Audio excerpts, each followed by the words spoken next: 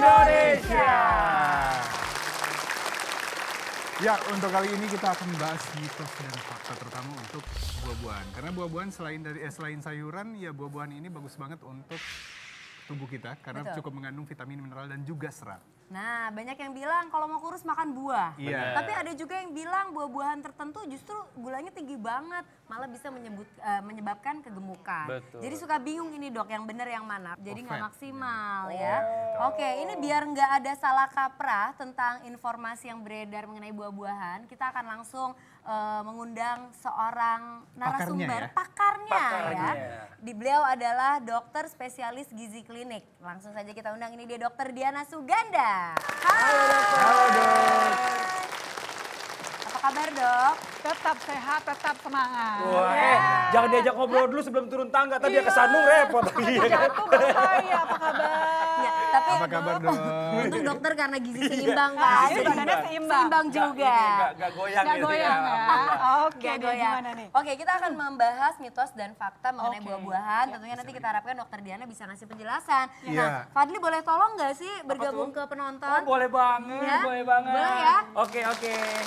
Kita sekalian cek nih, kita mau tahu apakah penonton yang ada di sini kira-kira sudah punya pengetahuan yang cukup tentang buah-buahan. Pernyataan yang pertama, apakah mitos atau fakta? Makan buah bikin gemuk, mitos atau fakta? Coba kita lihat mitos atau fakta. Coba diangkat dulu yang tinggi, ayo. Yang bilang mitos siapa? Oh, ini mitos. Tapi kok ada yang bilang fakta juga ya? Coba saya tanya dulu yang fakta. Kenapa dia bilang fakta? Coba Mbak. Kenapa fakta buah bisa bikin gemuk? Namanya siapa namanya? Stefani. Stefani. Bentar. Kealingan bendera mukanya. Ditaruh bawah aja nggak apa-apa. Sip. Sini dulu. Kenapa kok buah bisa bikin gemuk? Fakta, kenapa begitu? Jadi buah itu bisa bikin gemuk, itu tergantung kapan dimakannya, waktu makannya. Jadi buah itu bikin gemuk, setahu saya saat makannya itu sesudah makan. Jadi lebih baik itu buah itu yang tidak bikin gemuk itu dimakan saat sebelum makan. Makan Oke. buah bikin gemuk, ternyata jawabannya apa dokter? Jawabannya adalah fakta. Ya, ini karena mungkin nanti dokter tambahin ya, karena pada dasarnya buah-buahan juga itu mengandung kalori. Apalagi buah-buah durian. Buah durian itu, ya, durian itu 1 genggam untuk 100 gram aja kalau dari yang saya baca itu mengandung 500 kilokalori. Iya, dan makannya nggak mungkin cuma satu. Nggak mungkin cuma Kadang makannya, satu. apalagi kita senang banget ya makan durian itu bisa sampai 1 butir makan sendiri. Iya. Kebayang nggak berapa kalori yang masuk? Nah, Ya gimana kan? dok? Jadi memang Iya. berarti buah ini harus pinter-pinter memilih Betul ya dok? sekali. Lihat nih, seperti ini. Saya ambil ini Strawberry. 1 mangkuk stroberi segar, ya enak banget ini. Nah, 1 mangkok stroberi ini kalorinya hanya sekitar nggak nyampe 100 kalori. Oh, rendah kalori Rendah berarti kalori, ya? karena biasanya kita makan stroberi itu rasanya lebih asam ya, Ya. lebih berasa asam daripada manisnya. Ya. Jangan Kemudian ya. kita lihat lagi ini adalah apel hijau Ya. ya, atau Granny Smith biasanya. Ini per 1 butir Granny Smith ini sekitar 80 kalori. Berarti Ya, hitungannya juga dan rendah biasanya kalori kita ya? makan 1 aja itu sudah Cukup. kenyang karena Sudah seratnya kenyang. tinggi ya. Oke. Ini adalah buah-buah yang rendah kalori. Mungkin Berarti kita pinggirin. geser. Oke. Melon gimana dok? Nah, melon ini dari rasanya aja kita udah rasain Manis. manis ya. Kira-kira kalau di tukang abang-abang jualan tuh 1 Ya, slice gitu 1 deh. slice. Ya, kira-kira 1 slice itu bisa sekitar hampir 100 kalori karena dia manis sekali. Ya. Oke. Jadi ini masih boleh tapi jumlahnya mungkin secukupnya, sedikit deh 1 Jangan slice banyak-banyak itu. ya. Nah, kita lihat seperti ini. Ini adalah buah kaleng. Tahu nggak dokter kira-kira ini 1 mangkok ini berapa kalori? Waduh. Saya udah kebayang Udah takut ya? di atas 200. Ya benar sekali, jadi kita makan ini, plus biasanya dengan kuahnya kan, enak gitu kan, Ya. seger, itu bisa hampir 300 kalori. Wah. Kalau ini mangga dan alpukat ini kesukaannya Fadli nih dok? Yes, apalagi kalau lagi musim mangga, Ya. Aduh. biasanya makan ini nggak mungkin cuma 1, Nggak mungkin betul. cuma 1. Nah per 1 butir mangga harum manis, yang lebih manis ya, harum manis kan, itu bisa hampir 200 kalori. Jadi Kebayang kalau kalau kita dua makan udah sampai, 400. yes, Iya. dari buahnya aja kita pikir bagus, makan banyak, jadi ini agak besar. Agak ya. besar. Oke, Ya. ini geng di sebelah sini Geng ya. sebelah sini adalah geng yang sebaiknya kita hindari. Kita Atau hindari. boleh tapi nggak banyak-banyak gitu loh. Boleh. Jadi nggak semua buah itu sebenarnya bikin gemuk. Ya. Ya ada yang bikin gemuk tergantung kita makannya berapa. Kita bisa pilih buah-buah yang rendah kalori ya kan, dan buah-buah yang tinggi kalori boleh deh tapi Intinya sesekali. jangan berlebih sesuai Jangan dengan berlebih, kebutuhan kita. gitu. Jadi Ya. ini bisa mitos, bisa juga fakta. Oke, kita lanjut ke pernyataan berikutnya Ya, dokter. kita lanjut pernyataan berikutnya. Siap-siap ya penonton, mitos atau fakta. Ya. Sebaiknya makan buah setelah makan, mitos atau fakta? Mitos apa fakta? Yang bilang fakta coba angkat, yang bilang mitos turun dulu. Coba, yang bilang fakta angkat, yang bilang mitos turun. Oke, kita lihat coba di sini ada cowok ganti, kalau tadi kan cewek ya. Coba Mas kan Mas. Iya. Silakan coba, namanya siapa Mas?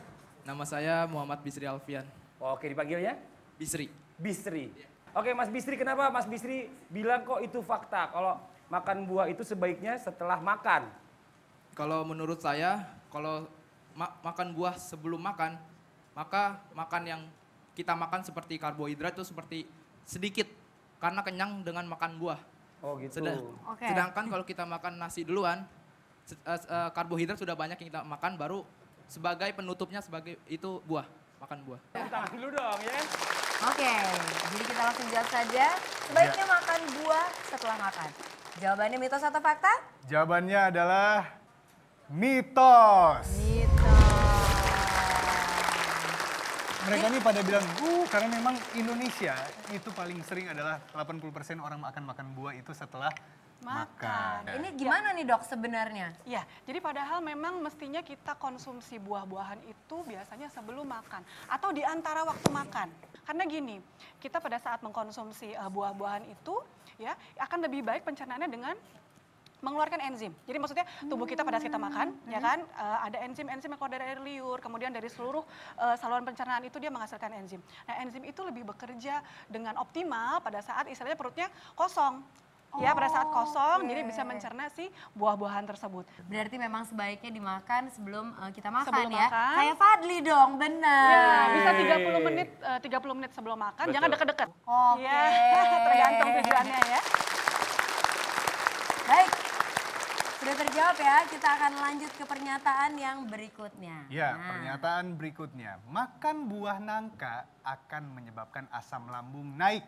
Mitos atau fakta? Oke, coba kita lihat. Ini kayaknya hampir berapa nih? 60% fakta. Yang mitos yang mana? Coba yang faktanya turun. Oke, gantian nih sekarang cewek lagi deh. Kita coba di tengah-tengah. Silahkan Mbak. Wah, dia kaget. Hah katanya. Jangan kaget Mbak. Coba Mbak namanya siapa? Namanya Gairinda. Gerinda. Iya. Kenapa Mbak bilang kok itu mitos? Alasannya? Karena nangka itu nggak asem rasanya. Nggak asem ya? Iya. Justru manis lambung yang naik, bukan asam lambung ya. Iya. Oke, tepuk tangan dulu dong. Kalau saya sendiri sejujurnya nggak ngerti nih yang mana jawabannya. Tapi kita langsung aja serahkan kepada teman-teman semuanya. Silakan. Oke. Fadli udah kerasan di sana, mungkin bisa kesini dulu. Oh iya, iya. Oh iya, terima kasih. Oke, kita langsung jawab dokter Diana. Jadi ini apakah makan buah nangka menyebabkan asam lambung naik, mitos atau fakta? Sebenarnya adalah Fakta. fakta ya dok ya? Fakta. Jadi karena memang buah-buah seperti nangka, kadang ada juga seperti sukun, ya mungkin tahu ya, bisa suka Tahu, digoreng, ya atau kadang durian, Betul. ya kan? Itu di dalam lambung itu difermentasi. Terjadi proses fermentasi, ya. Nah, proses fermentasinya itu yang membuat langsung diproduksi tuh asam lambungnya, Asam lambung. sehingga yaitu meningkatkan produksi asam lambung. Ya, ya, Hati-hati ya, untuk ya. orang yang punya masalah gangguan lambung atau gastritis. Ya, Ya, biasanya saya nggak anjurkan makan buah-buah seperti ini. Nah, Ini dia. Dan ingat Ini lagi dia. tuh satu butirnya aja 80 kalorinya ya. Iya, Ini 80 untuk kalori. melihat reaksi Ya, reaksi kita melihat fermentasi reaksi yang tadi pada dalam saat lambung di lambung, ya. Ya. Saya pakai handscoon dulu dong.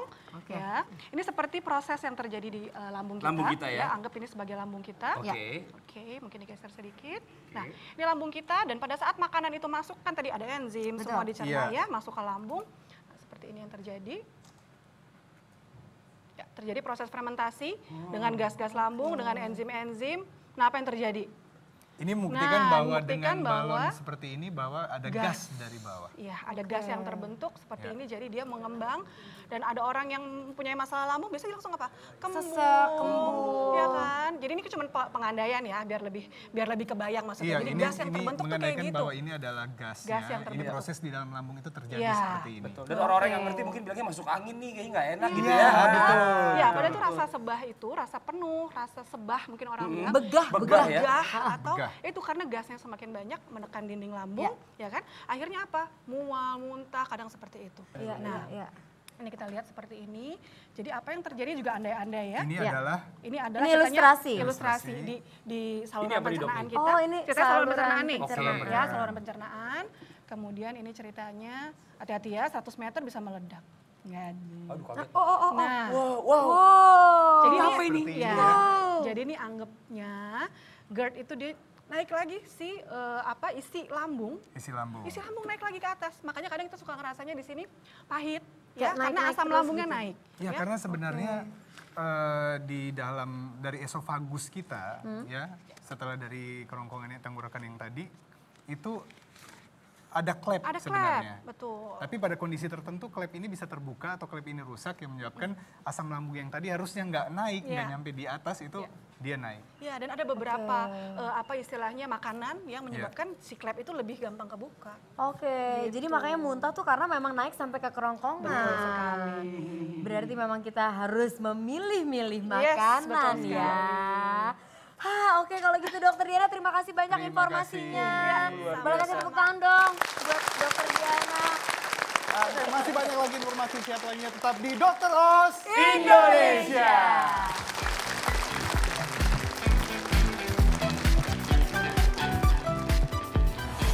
Kenali nutrisi tepat untuk kulit sehat dan awet muda. Sesaat lagi. Berarti perawatan dari dalam itu juga lebih penting ya? Benar, harus dari dalam yang kita konsumsi sehari-hari ini harus kita pilih-pilih makanannya dan nutrisinya yang tepat seperti apa.